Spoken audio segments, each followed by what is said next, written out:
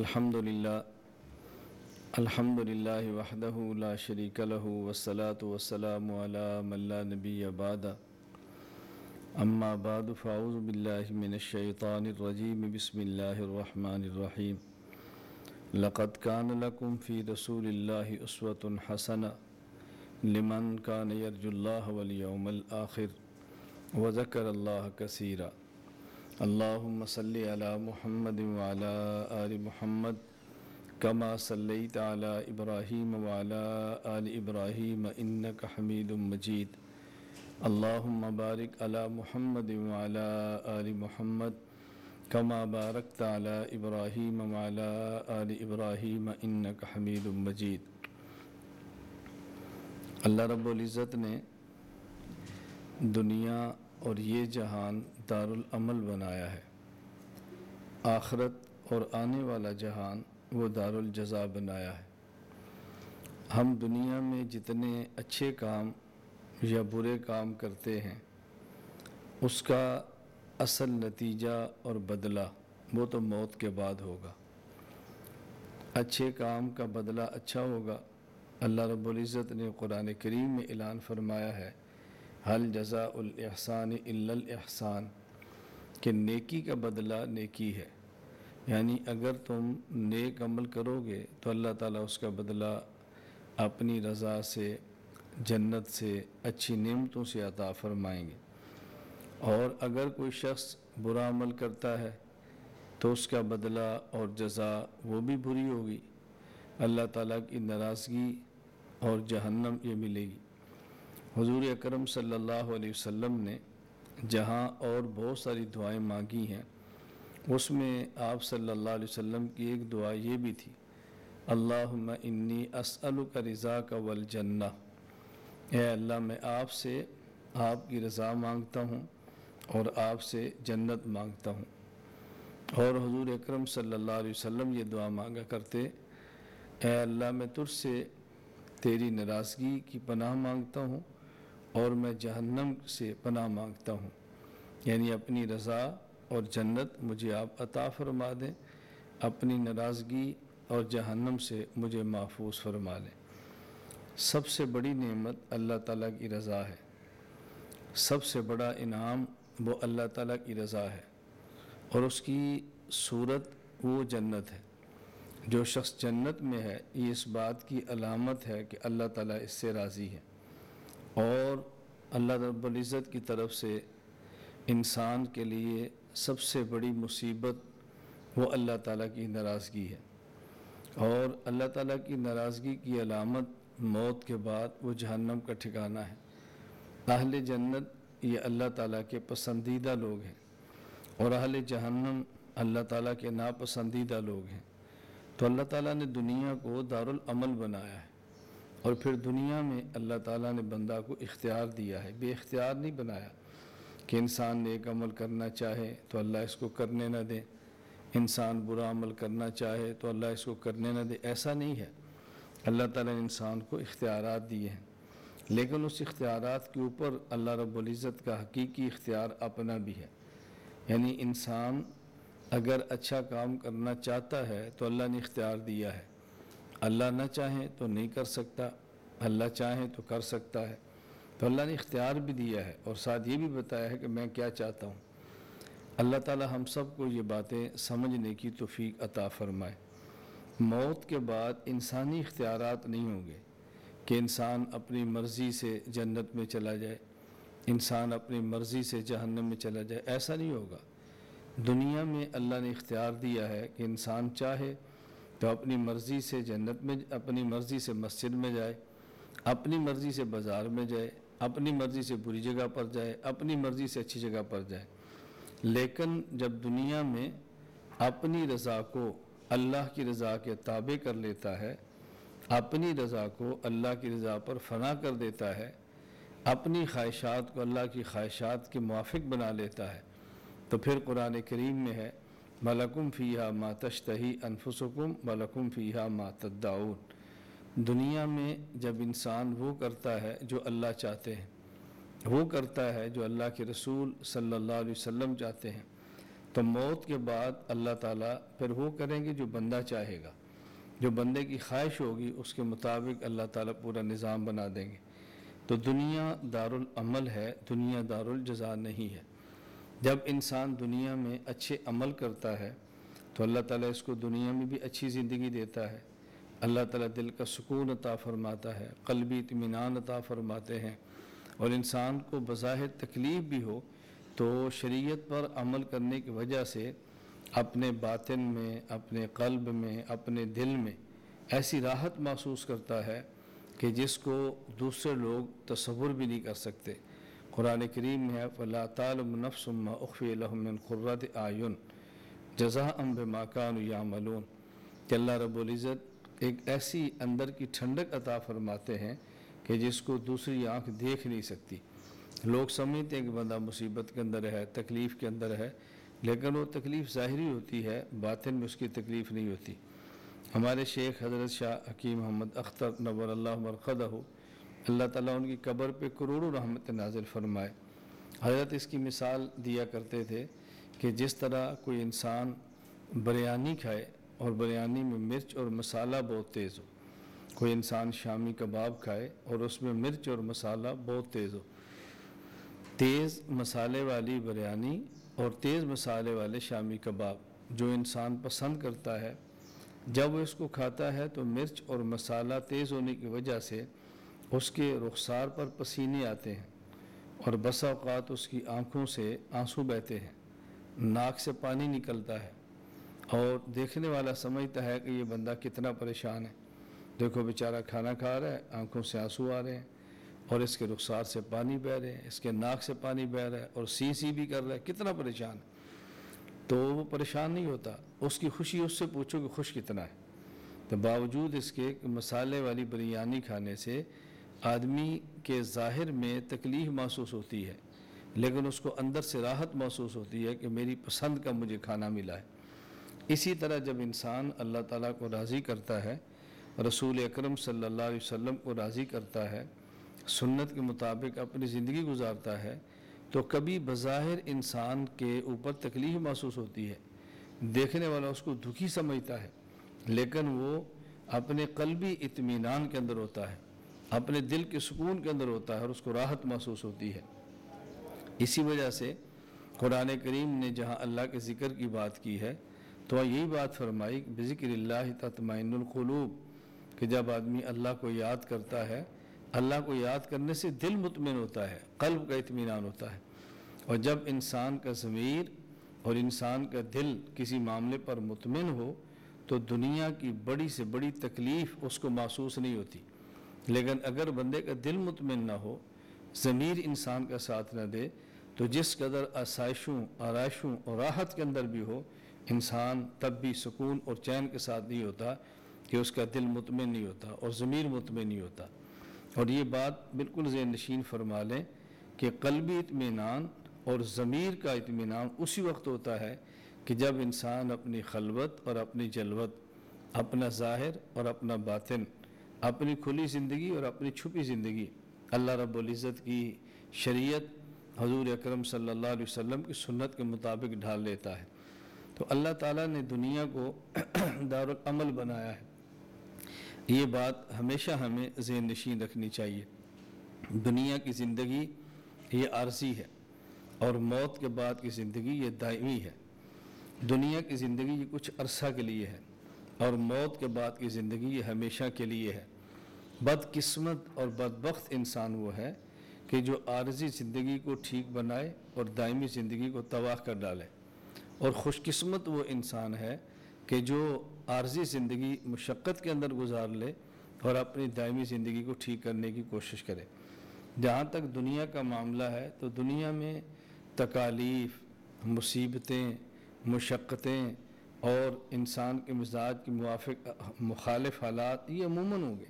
قرآن کریم نے اس کی بڑی وضاحت فرمائی ہے، لَقَدْ خَلَقْنَا الْإِنسَانَ فِي كَبَدٍ، کہ ہم نے انسان کو مشقت میں پیدا کیا ہے، ہم نے انسان کو مشقت میں پیدا کیا ہے۔ اس کا معنی کہ دنیا میں مشقت کا آ جانا، دنیا میں تکلیف کا آ جانا، دنیا میں مصیبت کا آ جانا یہ کوئی تعجب کی بات نہیں ہے، یہ کوئی اچنبھے کی بات نہیں ہے۔ حضور اکرم صلی اللہ علیہ وسلم نے ارشاد فرمایا کہ اشد البلاء الانبیاء، کہ دنیا میں سب سے زیادہ جس کو تکلیف ہوتی ہے وہ انبیاء ہے۔ دنیا میں سب سے زیادہ جن کو پریشانی آتی ہے وہ اللہ کے نبی ہیں، اللہ کے رسول ہیں۔ ثم الامثل فالامثل، پھر جو جس قدر پیغمبر کے قریب ہو اس کو دکھ آتے ہیں، جو جتنا قریب ہوتا ہے اتنے دکھ آتے ہیں۔ دنیا میں دکھ آ جانا اس بات کی دلیل نہیں ہے کہ یہ شخص اللہ اس سے راضی نہیں ہے، اللہ اس سے ناراض ہے۔ ہم عام طور پہ سمجھتے ہیں کہ جب کوئی تکلیف آتی ہے تو شاید اللہ اس سے ناراض ہے، اور جب راحت ملتی ہے تو اللہ اس سے راضی ہے۔ دنیا میں سب سے بڑی خوشی اولاد اور مال کا ملنا ہے، اور اللہ قرآن کریم میں فرماتے ہیں فَلَا تُعْجِبْكَ أَمْوَالُهُمْ، تمہیں ان کے اموال اور ان کی اولاد کی وجہ سے تعجب نہیں ہونا چاہیے۔ یہ تو ہم نے اس لیے دیا ہے تاکہ ان کو دنیا میں مال اولاد کی وجہ سے تکلیف کے اندر رکھے، اس وجہ سے دیا کہ ان کا امتحان ہو۔ قرآن کریم میں اللہ رب العزت نے فرمایا کہ تمہاری اولاد، تمہارے اموال یہ تمہارے امتحان ہیں۔ تو امتحان والی چیز ایسی نہیں ہوتی کہ جس پر آدمی خوش ہو کہ یہ اچھی بات ہے۔ ہاں، اگر اللہ تعالیٰ اولاد عطا فرمائے اور وہ شریعت کے مطابق چلے، اللہ مال عطا فرمائے اور اللہ کے دین پہ لگ جائے، تو یہ مال بھی اللہ کی نعمت ہے، یہ اولاد بھی اللہ کی نعمت ہے۔ اور اگر مال بھی شریعت کے خلاف استعمال ہو، اولاد بھی شریعت کے خلاف استعمال ہو، تو پھر مال اور اولاد یہ بہت بڑی آزمائش ہے۔ اللہ تعالیٰ ہم سب کو مال بھی ایسا دے جو شریعت پر خرچ ہو، اللہ تعالیٰ اولاد بھی ایسی دے جو اللہ کے دین کے اوپر چلے اور ہماری دنیا اور آخرت کی سرخروئی کا ذریعہ بنے۔ تو اللہ رب العزت نے دنیا کو دارالعمل بنایا ہے، یہ محنت کی جگہ ہے، مشقت کی جگہ ہے، اور اپنے نفس کو مارنے کی جگہ ہے، اپنی خواہشات کو کچلنے کی جگہ ہے۔ یہاں خواہشات پوری ہونے کی جگہ وہ دنیا نہیں، وہ جنت ہے۔ خواہشات کے مطابق زندگی گزارنے کی جگہ وہ دنیا نہیں، وہ جنت ہے۔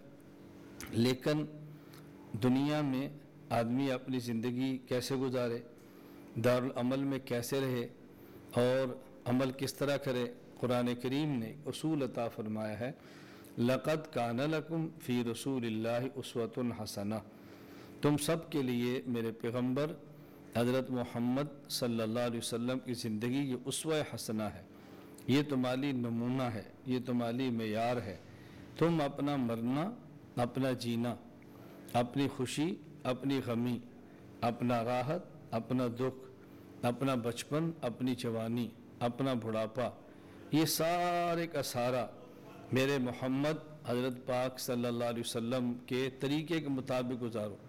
لَقَدْ كَانَ لَكُمْ فِي رَسُولِ اللَّهِ أُسْوَةٌ حَسَنَةٌ، حضور اکرم صلی اللہ علیہ وسلم کے طریقہ اور اسوہ کو تم معیار بنا لو۔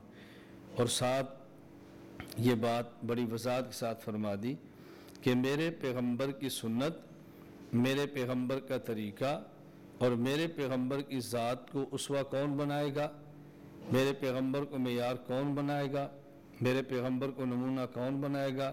فرمایا لَقَدْ كَانَ لَكُمْ فِي رَسُولِ اللَّهِ أُسْوَةٌ حَسَنَةٌ لِمَنْ كَانَ يَرْجُو اللَّهَ، جس کو یہ یقین ہو کہ اس نے اللہ کے پاس جانا ہے، جس کو یقین ہو کہ میں نے اللہ کے پاس جانا ہے اور ایک وقت آئے گا سوائے اللہ کی ذات کے میرا اور کوئی نہیں ہوگا۔ اس کو جوڑا کیسے ہے کہ پیغمبر کی ذات نمونہ اس کے لیے جس کو یقین ہے کہ اللہ کے پاس جانا ہے، کیونکہ حضرت محمد صلی اللہ علیہ وسلم یہ اللہ تعالیٰ کے نمائندے ہیں، یہ اللہ تعالیٰ کے رسول ہیں، اللہ کے پیغمبر ہیں، اللہ کے قاصد ہیں، اللہ کے سفیر ہیں۔ تو جب ایک حکومت ہو اور دوسرا حکومت کا سفیر ہو، کسی شخص نے اگر حکومت کے پاس جانا ہو تو حکومت کے سفیر کے ذریعے جاتا ہے۔ اگر کسی ملک میں جانا ہو تو اس ملک کا ویزا حکومت کے سفیر سے لیتا ہے۔ اگر کسی بادشاہ سے ملنا ہو تو پھر حکومت اور اس بادشاہ کا سفیر ہے اس سے رابطہ کرتے ہیں۔ وہ سفیر بتاتا ہے کہ ہمارے بادشاہ کا پروٹوکول کیا ہے، ہمارے بادشاہ کے ملنے کے طریقے کیا ہیں، ہمارے ملک کا ویزا کیسے ملتا ہے۔ تو حضور اکرم صلی اللہ علیہ وسلم اللہ کے رسول، اللہ کے نمائندے، اللہ کے قاصد، اللہ کے سفیر، اللہ کے پیغمبر ہیں۔ اس لیے فرمایا کہ جو شخص یہ سمجھتا ہو کہ اس نے اللہ سے ملنا ہے وہ پیغمبر سے پوچھے گا کہ اللہ سے کیسے ملنا ہے۔ لَقَدْ كَانَ لَكُمْ فِي رَسُولِ اللَّهِ أُسْوَةٌ حَسَنَةٌ لِمَنْ كَانَ يَرْجُو اللَّهَ، جس کو یہ یقین ہو کہ میں نے اللہ سے ملنا ہے تو اللہ کے نمائندے سے رابطہ کرے گا، اللہ کے پیغمبر سے رابطہ کرے گا، وہ بتائیں گے کہ اللہ سے ملاقات کیسی ہوتی ہے، اللہ کس چیز سے راضی ہوتے ہیں، اللہ کس چیز سے ناراض ہوتے ہیں، اللہ کی حکومت کے قانون کیا ہیں۔ سفیر دو چیزیں بہت اچھی طرح جانتا ہے۔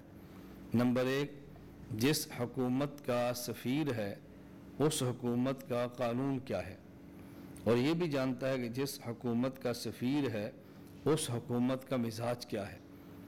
تو سفیر اپنی حکومت کا قانون بھی جانتا ہے اور اپنی حکومت کا مزاج بھی جانتا ہے۔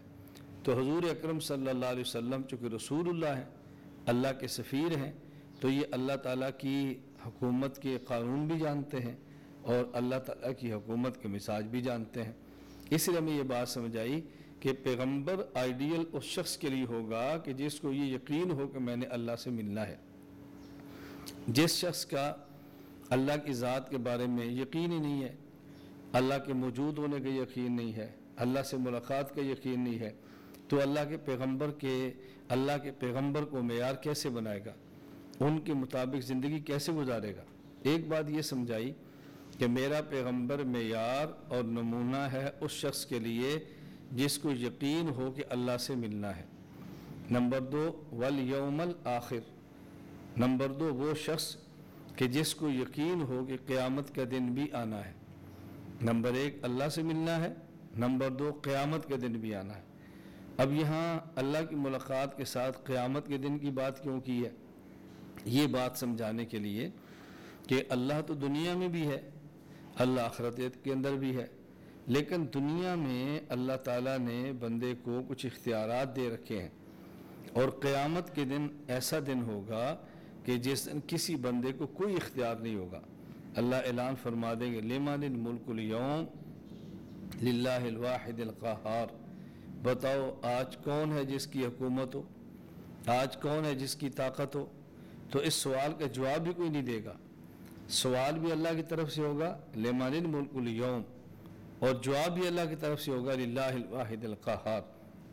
پہلے سوال ہوگا کہ آج بتاؤ طاقتور کون ہے، آج بتاؤ حکومت کس کی ہے، آج بتاؤ قانون کس کا ہے۔ لوگ چپ ہو جائیں گے، بولنے کی ضرورت نہیں ہوگی، اللہ ہی کی طرف سے جواب آ جائے گا کہ آج حکومت، طاقت اور قانون صرف ایک اللہ کی ہے۔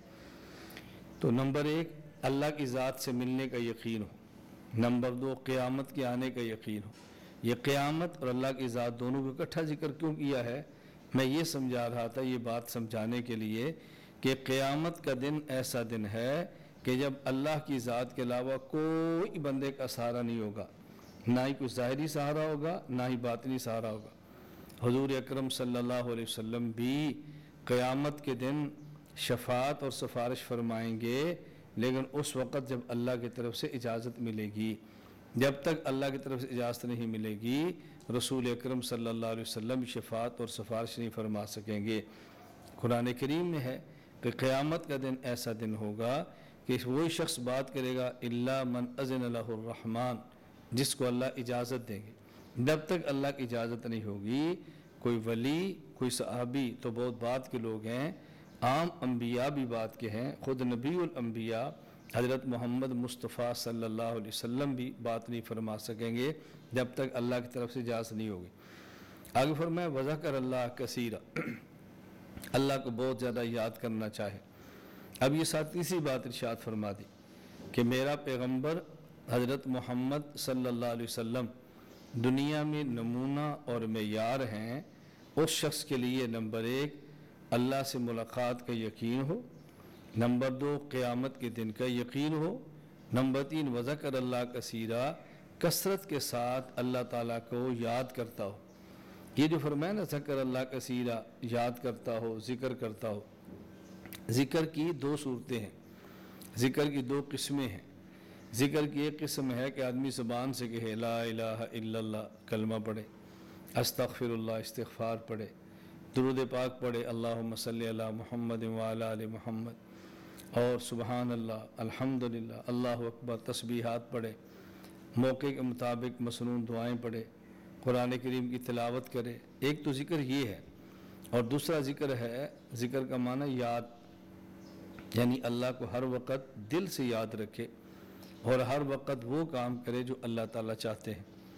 بس نماز کے وقت میں نماز پڑھے، جب رمضان ہو تو روزہ رکھے، مال ہے اور فرض ہے تو زکوٰۃ ادا کرے، فرض ہے تو حج ادا کرے، اگر استطاعت ہے تو قربانی کرے، اگر بازار میں نامحرم مرد ہے تو عورت اپنی آنکھ کی حفاظت کرے، نامحرم مرد ہے تو اپنی آنکھ کو بچائے، بازار میں نکلے تو پردہ کرے، جن سے نکاح ہو سکتا ہے اس سے پردہ کرے، عورت اپنے آپ کو بچا کے چلے، مرد خود کو بچا کے چلے۔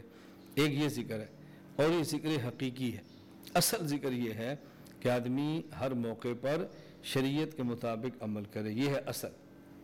تب یہ بات سمجھائی کہ دیکھو، لقد کان لکم فی رسول اللہ اسوۃ حسنہ، میرا پیغمبر معیار، میرا پیغمبر نمونہ ہے، کس کے لیے؟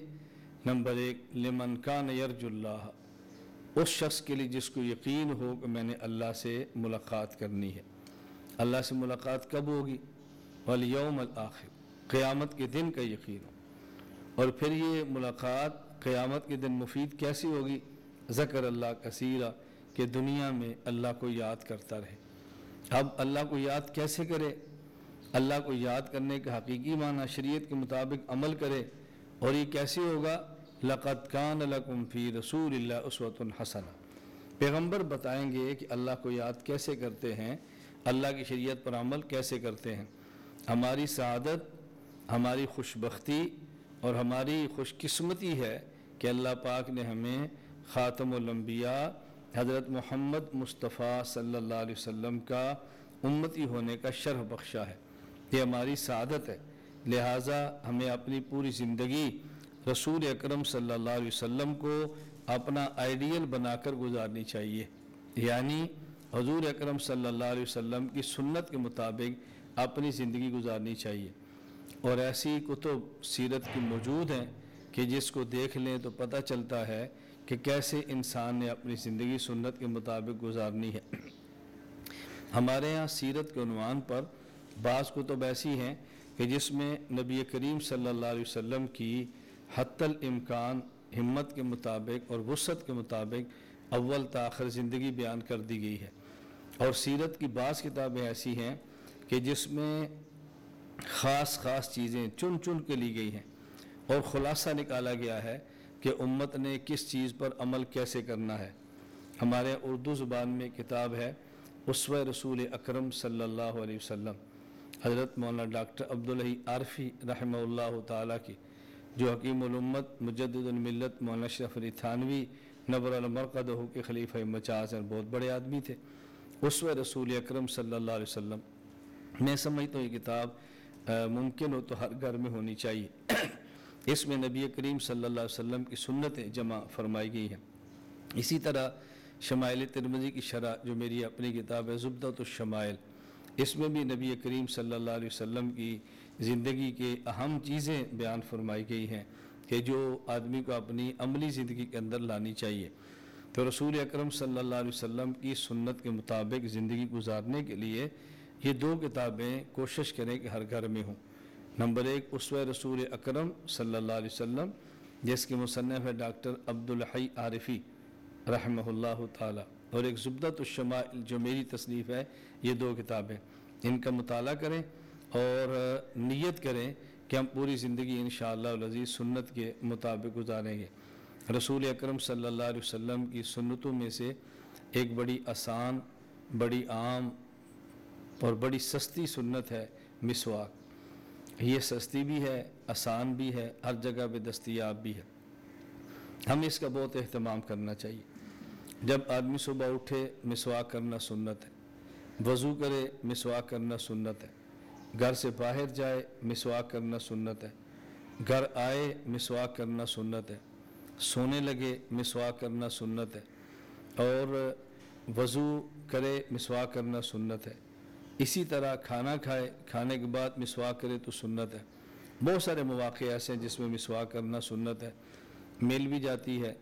ہر جگہ پہ ملتی ہے، سستی مسواک ملتی ہے، مسواک کے ساتھ نماز پڑھیں 70 گنا نماز کا اجر بڑھ جاتا ہے، مرتے وقت کلمہ نصیب ہو جاتا ہے، اور آدمی کی زبان میں فصاحت اور قوت گویائی آ جاتی ہے، زبان کی بہت ساری منہ کی بیماریاں ہیں جو مسواک سے صاف ہو جاتی ہیں۔ تو میں یہ ایک سنت عرض کر رہا ہوں کہ اس کا ہمیں اہتمام کرنا چاہیے۔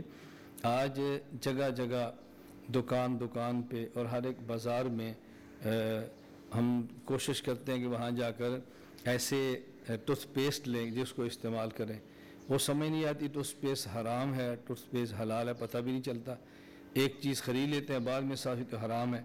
مسواک کے بارے میں تو کوئی شک ہے ہی نہیں کہ حرام ہے یا حلال ہے، یہ پاک ہے یا نہ پاک ہے، مسئلہ ہی کچھ نہیں۔ اسی طرح ٹوتھ پیسٹ لیتے ہیں، پھر بعد میں برش استعمال کرتے ہیں، کبھی کہتے ہیں برش نرم ہے، کبھی کہتے ہیں یہ سخت ہے، کبھی کہتے ہیں برش اچھا ہے، کبھی کہتے ہیں اس میں خنزیر کا بال شامل ہے، تو شکوک میں پڑتے ہیں۔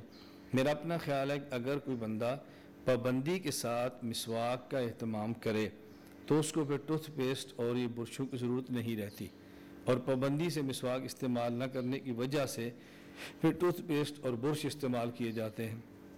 جتنا کروڑوں روپیہ ٹوتھ پیسٹ اور برشوں پر لگتا ہے، اگر اس کی بجائے سینکڑوں روپیہ مسواک پر لگا لیا جائے تو سنت پر بھی عمل ہو جائے، صفائی، طہارت اور نظافت بھی مل جائے، منہ کی بدبو بھی ختم ہو، منہ کو صفائی بھی ملے، اور اللہ کا رسول صلی اللہ علیہ وسلم راضی بھی ہو۔ اللہ تعالیٰ مجھے اور آپ سب کو دنیا میں اس کو دارالعمل سمجھ کر رہنے کی توفیق عطا فرمائے، سنت کے مطابق اپنی زندگی گزارنے کی توفیق عطا فرمائے۔ لا الہ الا اللہ، لا الہ الا اللہ، لا الہ الا اللہ، ما لنا رب سواه۔